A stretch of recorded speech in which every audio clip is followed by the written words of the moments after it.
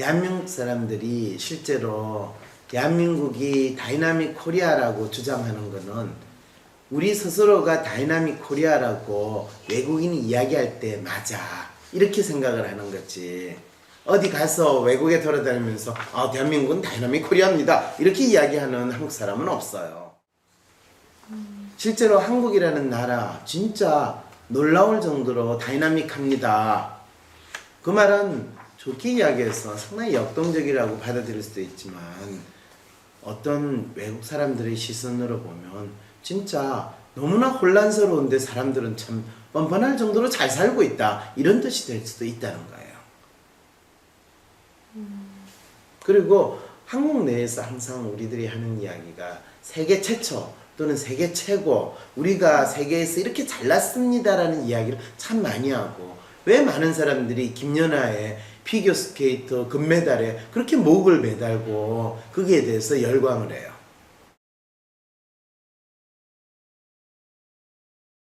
그게 뛰어나고 좀 다름에 대한 욕구가 아니라는 거예요? 뛰어남과 다름에 대한 욕구라기보다는 뭔가 번듯하고 잘난 모습을 보여주고 싶은 거예요. 대한민국에서 피겨스케이터 선수들 몇 명이에요? 500명, 100명도 아마 찾아내기 힘들 거예요. 그런데 그 정도를 세계에서 금메달을 땄다.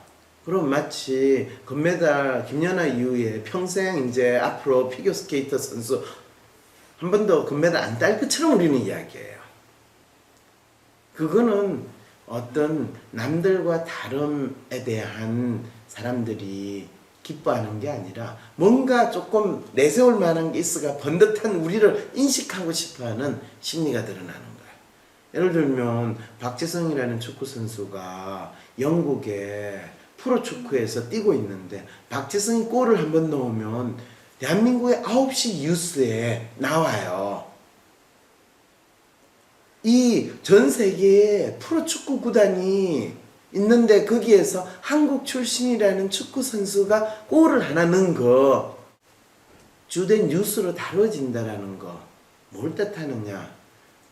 마치 우리가도 이런 훌륭한 선수가 있다. 진짜 훌륭한 나라라면 지 나라에서 프로축구 해가지고 그 선수가 뛰지. 다른 나라에 마치 용병처럼 팔려가 있는 상황에서 그러면 그 나라는 대한민국은 프로축구 없습니까? 있어. 그래서 한국인의 정체성이 겉으로는 드러나는 번듯하게 멋진 모습이지만은 내면을 들어보면 스스로 자기에 대해서 체념하고 포기하는 모습이 동시에 있다.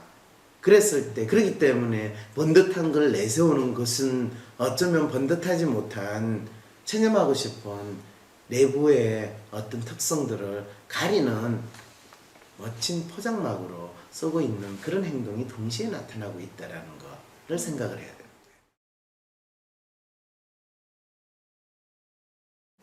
자기 정체성을 규정하는 데 있어서 자기의 내적인 목소리나 성향을 좀 더 분명히 하고 드러내기보다는 주위 사람이나 또는 주위 환경의 영향을 훨씬 받는 것이 심하다. 그런 경향이 있지 않느냐. 그것이 한국인의 정체성을 규정하는 데 있어서 상당히 중요한 특성이지 않느냐. 이렇게 질문을 해야 되죠. 그때 내 대답은 네, 그래요.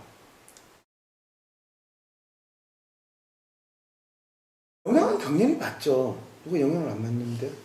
영향은 당연히 받죠. 그런데 거기에서 그 수없이 많은 외부로부터 오는 그 영향 중에서 무엇을 선택하느냐의 문제는 누구에게 달렸냐면 본인한테 달린 문제예요. 선택의 문제라고 보시나요? 당연히죠. 영향을 안 받는다. 당연히 영향을 받죠. 그렇지만 영향을 받음에도 불구하고 그 중에서 그 영향을 있는 그대로 아무 생각 없이 다 받는 거하고 내가 그 영향 속에서 내가 선택하는 거는 마치 배가 파도에 따라서 물결에 따라서 움직이느냐 하고 본인 스스로의 추진력을 가지고 엔진을 가지고 특정한 방향으로 나아가느냐의 문제, 이 차이로 나타납니다. 본인이 아무런 추진하는 힘이 없으면 파도와 물결에 그냥 휩쓸려 가지고 계속 움직이는 거예요. 움직이고 있죠. 영향을 받죠. 그리고 본인의 추진력을 가지고 있다고 하더라도 배가 외부의 영향을 받겠어요, 안 받겠어요? 당연히 받죠. 파도가 세면 셀수록 그 파도를 헤쳐나가는데 힘들 것이고, 물결의 방향이 내가 가고자 하는 방향하고 다르면 어떡하겠어요? 그 물결에 휩쓸려 갈 수도 있어요. 내가 그 추진 나가려는 힘이 약하면. 그러니까 많은 사람들이, 아니, 나는 동쪽으로 가고 싶었는데, 그때 우리 엄마는 날 보고 서쪽으로 가라고 그랬거든요. 그래서 서쪽으로 갔어요. 그러면 그 사람의 정체성은 누구에 의해서 도토리씨 영향을 받은 거예요? 엄마죠. 아유, 내가 동쪽으로 가려고 그랬는데요. 우리 엄마, 아버지, 친구, 사돈의 팔촌까지 다 날 보고 서쪽으로 가라고 그랬거든요. 그런데 동쪽으로 갔어요. 무슨 말인지 알겠죠? 이 두 사람은 전혀 다른 자기 정체성을 가지고 있고 또 정체성이 외부에 드러나게 된다는 거예요. 왜 한국인이 특별히 다른 나라 사람들에 비해서 그렇게 이 외적인 영향을 더 많이 받는다고 생각하세요? 훨씬 미국 자기 사람들은 정체성을 더 뚜렷하잖아요. 그거는 결국에 사람들이 살고 있는 시대적인 문제인데, 이런 그게 언제부터일까라고 생각을 한다면, 어쩌면 한국 사람들이 우리가 스스로 우리가 살고 있는 시대를 나름대로 논의하거나 의식하는 그 범위 안에서 일어났을 때 사람들이 자기의 삶을 자기 독립적으로 또는 스스로 만들어 나가는 것 자체에 대해서 막연히 두려워하는 또는 그렇게 하는 것이 적응적인 방식이 아니다. 현실적인 방식이 아니다라는 생각을 우리 모두 암묵적으로 공유하기 시작을 하고 있어요. 왜 두렵죠? 그것이?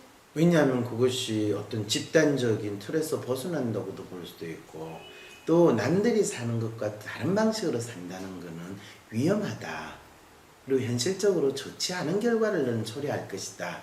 라는 그런 불안 또는 내지는 삶에 있어서의 안정감이 떨어진다. 라는 것에 대해서 사람들이 두려워하기 때문에 그런 생각이 훨씬 더 많은 거라고 나는 적어도 보고 있어요.